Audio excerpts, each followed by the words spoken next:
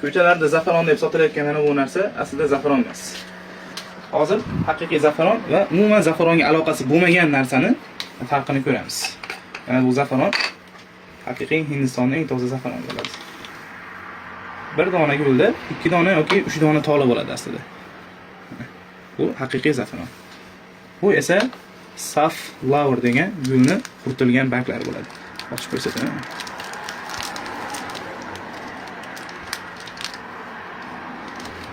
Bu narsa mana bu ko'rinishda bo'ladi.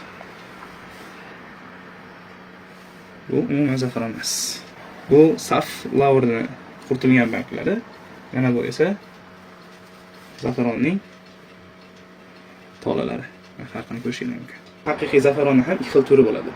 Ichi pastroq va haqiqiy, foydasi ko'proq zafaron. Keyingi videoda bu zafaronni ikki xil turi haqida o'tamiz va qaysi biri yaxshiligini biz sizga aytamiz va uni ajratishni ham o'rgatib beraman. Bunday manfaatli videolarni o'tkazib olmaslik uchun bizga obuna bo'ling.